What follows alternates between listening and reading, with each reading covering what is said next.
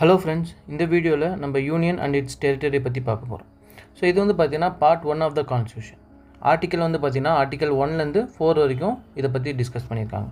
இதில் first article 1 வந்து பார்த்தீங்கன்னா என்ன சொல்கிறாங்கன்னா, இந்தியா தட் இஸ் பாரத் ஓகேங்களா shall be union of state அப்படிங்கிறது சொல்லியிருக்காங்க. ஸோ இதில் வந்து பார்த்தீங்கன்னா நம்ம வந்து யூனியன் பார்த்தீங்கன்னா அதில் அக்ரிமெண்ட் எதுவுமே கிடையாது ஓகேங்களா. இதே யூஎஸ்ன்னு எடுத்துட்டிங்கன்னா எல்லா ஸ்டேட்ஸும் ஒன்று சேர்ந்து யூனியன் ஃபார்ம் பண்ணியிருப்பாங்க. ஆனால் இந்தியாவை பொறுத்த வரைக்கும் பார்த்திங்கன்னா அது ஒரு யூனியன், அந்த யூனியன்லேருந்து ஸ்டேட்டாக பிரிச்சிருப்போம். ஸோ அதில் வந்து பார்த்திங்கன்னா எந்த ஸ்டேட்ஸ் கூட நம்ம தனியாக அக்ரிமெண்ட்லாம் கிடையாது. ஸோ அதனால தான் என்ன பண்ணுறாங்கன்னா, no state has a right to get separated from it ஓகேங்களா.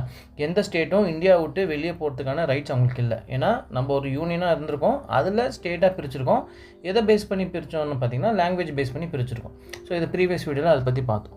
ஸோ இந்த டெரிட்டரி ஆஃப் இந்தியான்னு வரும்போது ஸ்டேட்ஸ் ப்ளஸ் யூனியன் டெரிட்டரிஸ், இல்லைன்னா ஃப்யூச்சர்லையோ இல்லைனா வேறு ஏதாச்சும் ஸ்டேட் டெரிட்டரி நம்ம அக்வயர் பண்ணோமா அதுவும் வந்து பார்த்திங்கன்னா இந்தியன் டெரிட்டரிக்குள்ளே வந்துடும். ஆர்டிகல் 2 வந்து பார்த்திங்கன்னா இதை பற்றி பேசுனா admission or establishment of new states that are not part of the union of India ஓகேங்களா. அதாவது இருக்கிற ஸ்டேட் இல்லாமல் புதுசாக அட்மிஷன் பண்ணுறது. இப்போ மேலே பார்க்கும்போது பார்த்திங்கன்னா states union territories other territory acquired by India அப்படின்னு பார்த்தோம். ஸோ வேறு ஏதாச்சும் ஒரு டெரிட்டரி இந்தியா அக்வயர் பண்ணிச்சு அப்படின்னா ஆர்டிகல் 2 கீழே வந்து அது இந்தியன் டெரிட்டரிக்குள்ளே கொண்டு வந்துக்கலாம் அப்படிங்கிறத சொல்லியிருக்காங்க. ஸோ அட்மிஷன் ஆர் எஸ்டாப்ளிஷ்மெண்ட் புதுசாக வந்து ஒரு நியூ ஸ்டேட்ஸ் வந்து கொண்டு வரலாம், எக்ஸிஸ்டிங்லேருந்து இல்லை புதுசாக. இப்போ ஆர்டிகல் 3 எதை பற்றி பேசுகிறாங்கன்னா நியூ ஸ்டேட்ஸ் ஓகேங்களா. நியூ ஸ்டேட் அதாவது ஒரு பர்டிகுலர் யூனிட்டில் இருக்கிறது செப்பரேஷன் ஆஃப் யூனிட் ஓகேங்களா. ஸோ அதில் பிரிக்கிறது ரிலேட்டடாக ஆர்டிகல் 3 பற்றி பேசுகிறாங்க. ஸோ வந்து ஆல்ரெடி ஒரு ஏரியா இருக்குது, அதை வந்து 2 ஸ்டேட்டாக பிரிக்கணும்னு நினச்சாங்கன்னா ஆர்டிகல் 3 கீழே நடக்கும். இப்போ எப்படி கடைசியாக ஆந்திர பிரதேஷ்லேருந்து தெலுங்கானா பிரிஞ்சு வந்துச்சோ அது ஆர்டிகல் 3 கீழே அது கொண்டு வராங்க. ஸோ இதில் வந்து பார்த்திங்கன்னா யாருக்கு பவர் இருக்குது மாற்றுறதுக்கு அப்படின்னு பார்த்தீங்கன்னா, parliament has the power to increase or diminish the area of any state or to alter the boundaries or name of any state. So ஆந்திர பிரதேஷ்னு ஒன்று இருக்குது, அதை வந்து பார்த்திங்கன்னா தெலுங்கானா ஒரு ஸ்டேட்டை பிரிக்கலாம், இல்லைன்னா அந்த பவுண்ட்ரியை மாற்றணும் அப்படின்னு இருந்தாலுமே அதுக்கான பவர் யார்கிட்ட இருக்குது அப்படின்னா பார்லிமெண்ட் கிட்டே இருக்குது ஓகேங்களா. இதுக்கான ப்ரொசீஜர் என்னன்னு பார்த்தீங்கன்னா, ஃபஸ்ட்டு பில் இன்ட்ரடியூஸ் பண்ணணும் ஓகேங்களா. பில் எங்கே இன்ட்ரடியூஸ் பண்ணணும்னா either house of the parliament. ஆனால் அதை இன்ட்ரடியூஸ் பண்ணுறதுக்கு முன்னாடி பிரசிடென்ட்டை ஒரு ரெக்கமெண்டேஷன் இருக்கணும், ப்ரியர் ரெக்கமெண்டேஷன். ஸோ ராஜ்யசபாலையும் இன்ட்ரடியூஸ் பண்ணலாம், லோக்சபாலையும் இன்ட்ரடியூஸ் பண்ணலாம். அதுக்கப்புறமா செகண்ட் ஸ்டெப் வந்து பார்த்தீங்கன்னா, சப்போஸ் இது வந்து ஸ்டேட்டோட இன்ட்ரெஸ்ட்டை பாதிக்கிற மாதிரி இருந்துச்சு அப்படின்னா ஃபஸ்ட்டு வந்து அவங்ககிட்ட ரெஃபர் பண்ணணும். ஆப்வியஸாக ஒரு ஸ்டேட்டோட பவுண்ட்ரியை நீங்கள் மாற்றுறீங்க அப்படின்னா ஸ்டேட்டோட இன்ட்ரெஸ்ட்டை பாதிப்பு ஏற்படும். அப்போ வந்து கண்டிப்பாக அவங்ககிட்ட கொடுக்கணும். ஸோ ஃபஸ்ட்டு ரெஃபரன்ஸ் அவங்ககிட்ட கொடுத்துருவாங்க.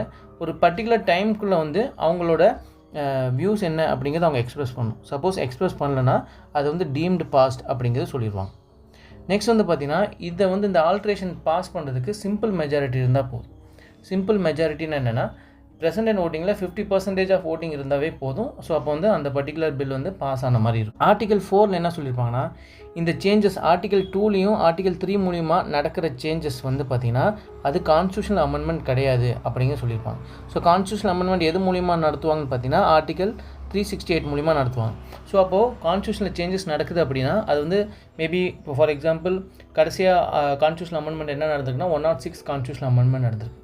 இப்போ வேறு ஏதாச்சும் சேஞ்சஸ் கொண்டு வராங்க அப்படின்னா அதை வந்து 107 கான்ஸ்டியூஷனல் அமெண்ட்மெண்ட் கொண்டு வருவாங்க. பட் ஆனால் இந்த ஸ்டேட் ரிலேட்டடாக இந்த பவுண்ட்ரி சேஞ்ச் பண்ணுறாங்க, இல்லைன்னா அந்த ஸ்டேட்டோட பேர் மாற்றுறாங்க, இல்லைன்னா ஒரு ஸ்டேட்டை 2 ஸ்டேட்டாக பிரிக்கிறாங்க அப்படின்னா அதுக்காக நீங்கள் ஒரு கான்ஸ்டியூஷனல் அமெண்ட்மெண்ட்னு சொல்லிட்டு ஆட் பண்ண தேவையில்லை அப்படின்னு எந்த ஆர்டிக்கிளில் சொல்லியிருக்காங்கன்னா ஆர்டிகல் 4ல் சொல்லியிருக்காங்க. ஸோ இதுதான் பார்ட் 1 ரிலேட்டடான வீடியோ. ஸோ இது ஈஸியானது தான், ரொம்ப இம்பார்ட்டன்ட் கிடையாது. பட் ஆனால் we still have to know என்ன சொல்லியிருக்காங்க ஆர்டிகல் 1, 2, 3, 4ல் என்ன சொல்லியிருக்காங்க. இதில் முக்கியமான பாயிண்ட் வந்து பார்த்திங்கன்னா ஆர்டிகல் 2, 3ல் நடக்கிற சேஞ்சஸ் வந்து கான்ஸ்டியூஷனல் அமெண்ட்மெண்ட் இல்லை அப்படின்னு ஆர்டிகல் 4ல் சொல்லியிருப்பாங்க. ஸோ இது தெரிஞ்சுக்கணும். இதுதான் பேசிக் வீடியோ. ஸோ முடிஞ்ச வரைக்கும் வீடியோ ஷார்ட்டாக வச்சுக்கிறதுக்கு ட்ரை பண்ணுறேன், ஸோ தட் ஈஸியாக அண்டர்ஸ்டாண்ட் பண்ணிக்கலாம். ஸோ இப்போ சொல்லிக் கொடுத்ததில் டீச் பண்ணதில் உங்களுக்கு புரிஞ்சிருக்கும்னு நினைக்கிறேன். சப்போஸ் டவுட் இருந்துச்சுன்னா கமெண்ட் செக்ஷனில் கேளுங்க, கிளாரிஃபை பண்ணுறேன்.